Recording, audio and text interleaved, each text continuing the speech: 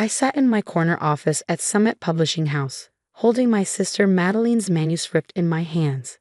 The irony wasn't lost on me. 5 years ago, she'd stood in our parents' living room, mocking my dreams of becoming a writer. Now her first novel sat on my desk, awaiting my decision as owner of one of the largest publishing houses in the country. She had no idea, of course. To my family, I was still Emma Parker, the failed writer who disappeared to find herself in New York. They thought I was probably waiting tables somewhere, too proud to admit defeat. They didn't know I'd built a publishing empire worth hundreds of millions while they weren't looking. My assistant's voice came through the intercom. "Ms. Parker, your sister is calling again. She wants to know if there's any update on her manuscript. Tell her the same thing we tell all authors. The review process takes time." I opened the manuscript again, skimming through the pages I'd already read twice. It wasn't terrible, but it wasn't great either. The kind of middling first novel that would have been rejected even if the author wasn't my sister. 5 years earlier, another rejection letter. Madeline's voice dripped with fake sympathy as I checked my mail. "How many is that now?" I stood in our parents' kitchen, holding the thin envelope from yet another literary agent.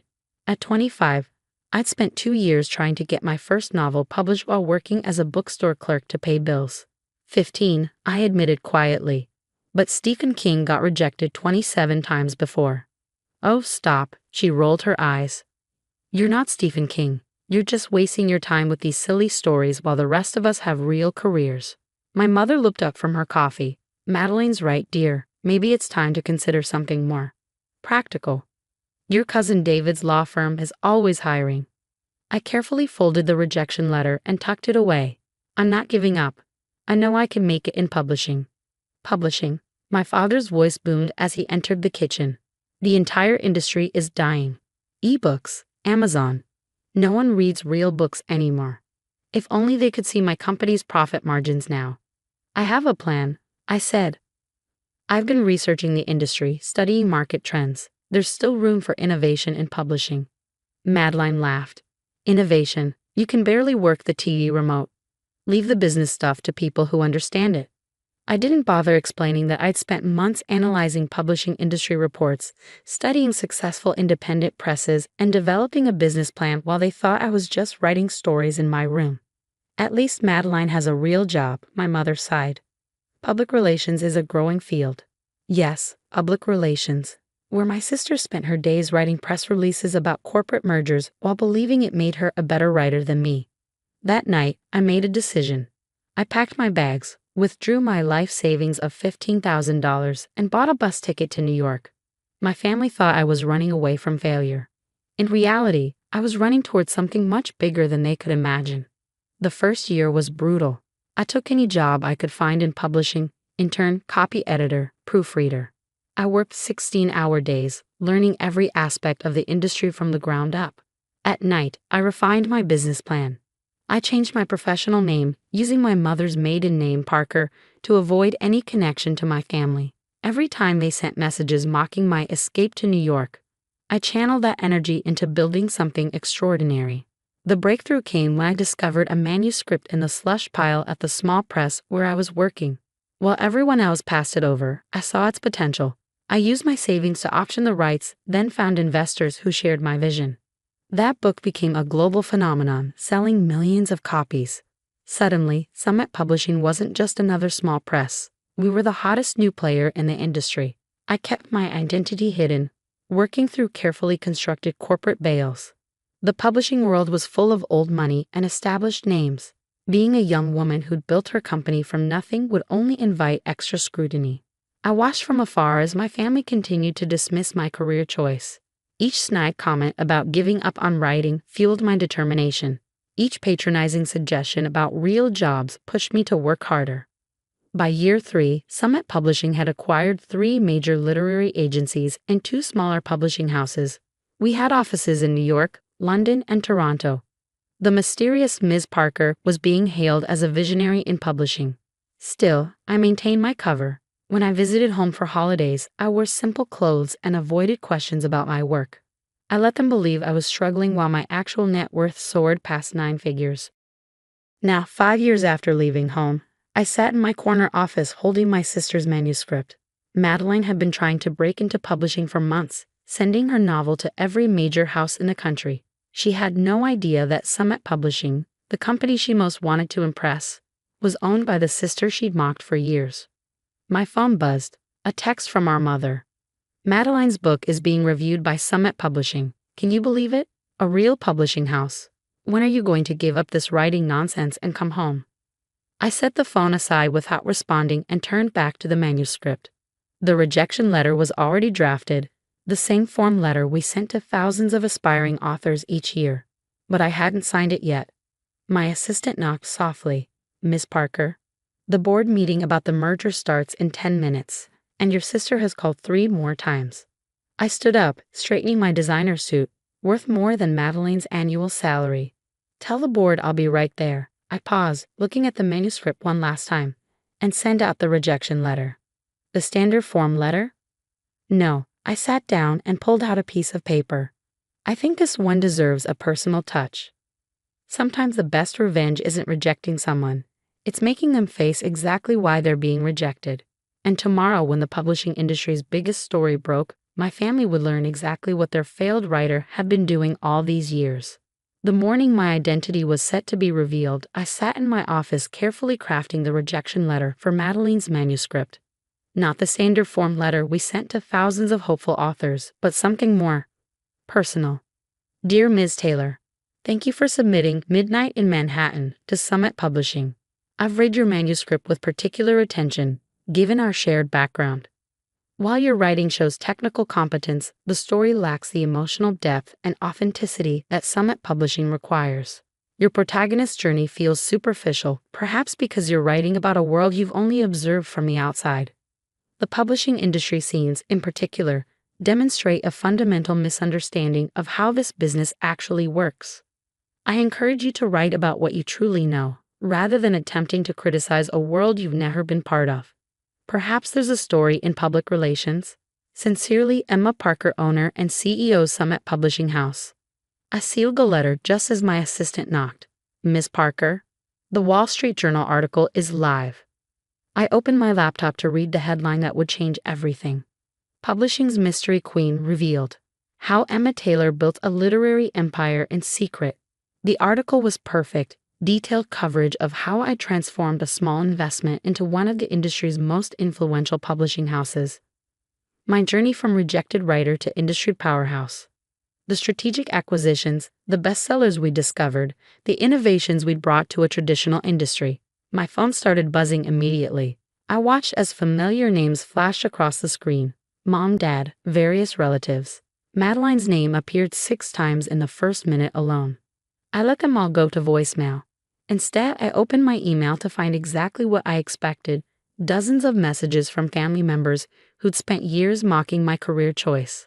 Aunt Patricia, who'd once told me I was too plain to be a creative, now wanted to discuss her grandson's children's book ideas. Cousin David, who persistently offered me filing jobs at his law firm, was suddenly interested in publishing his legal memoirs. Delete, delete, delete. Then came the message I'd been waiting for. Madeline's response to her rejection letter. How dare you? Do you know who I am? My sister? Well, my sister used to be a writer. She'd tell you my work is brilliant if she wasn't too proud to admit she failed in New York. I smiled and pressed the intercom. Claire, please send in the photographers from Publishers Weekly. It's time for my official portrait as Summit's CEO. And your family? She asked cautiously. They called 16 times in the last hour. Tell them I'm in a meeting. Actually, I am in a meeting with Success. I had just finished the photo shoot when my office door burst open. Madeline stood there, face flushed, clutching the rejection letter in one hand and a copy of the Wall Street Journal in the other. You, she sputtered. All this time, you were the owner of Summit Publishing? I finished smoothly. The failed writer who built a $300 million company? Yes, that would be me. She stumbled forward, collapsing into one of my visitor chairs. But you never said anything. All these years, we thought. You thought what you wanted to think, I said, sitting behind my desk.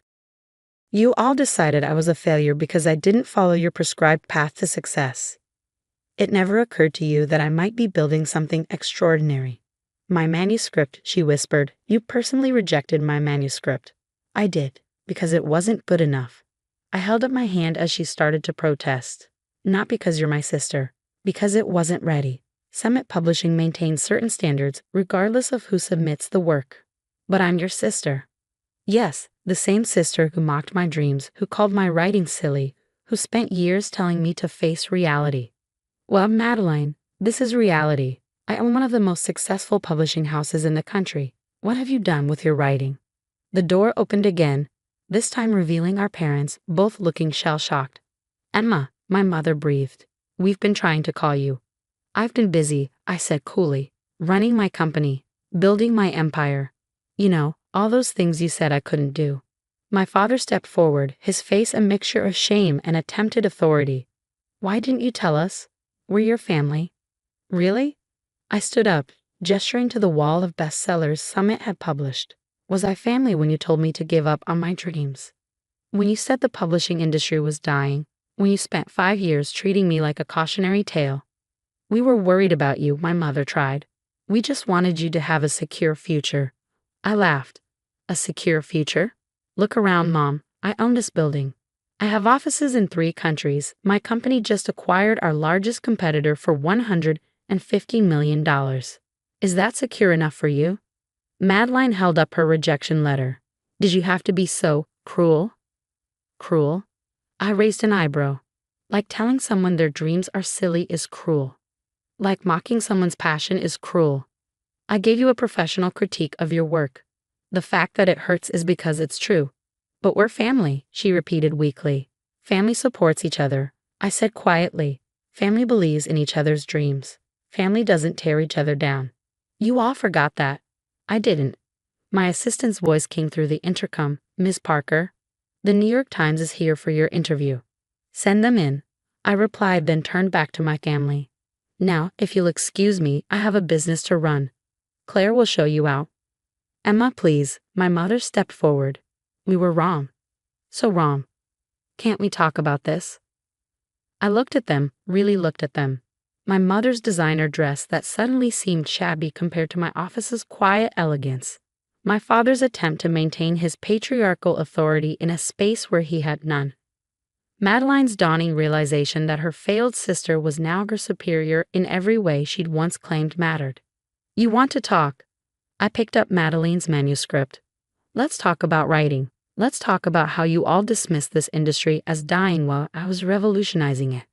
Let's talk about how the silly stories you mocked have built an empire. We're proud of you, my father said quickly. So proud? No, I cut him off. You're proud of my success. There's a difference. You still don't understand what I actually built here. I walked to my wall of bestsellers, touching the spines gently. I didn't just build a profitable company. I built a place where new voices can be heard, where stories matter, where dreams like mine aren't dismissed just because they don't fit someone else's definition of success. The door opened and the New York Times reporter entered. I turned to my family. Now, if you'll excuse me, I have an interview about how a failed writer transformed the publishing industry. After they left, I sat at my desk, looking out over the New York skyline. My phone was still buzzing with messages from relatives suddenly remembering my existence. Literary agents who'd rejected me years ago now wanted meetings. Former classmates claimed they'd always believed in me. I deleted them all. My assistant brought in my afternoon coffee, served in a mug that read, "Success is the best revenge." Your sister left her manuscript, Claire said. Should I dispose of it? I looked at the pages that had started this revelation. No, send it back to her with a note. Writing about what you know means being honest with yourself first. Try that, then try writing again. And the dinner invitation from your parents? I thought about it for a moment. Tell them to submit it through proper channels, like everyone else does. The New York Times reporter was set up in my conference room, ready to tell my story to the world. But the real story wasn't about revenge or even success. It was about believing in yourself when no one else would, about building something meaningful while others mocked your dreams. I straightened my jacket and headed to the interview. Let them read about the empire I'd built while they weren't looking. Let them finally understand what they dismissed all those years ago. Sometimes the best success isn't proving others wrong, it's proving yourself so right that their opinions become irrelevant. and I had a whole publishing house full of proof.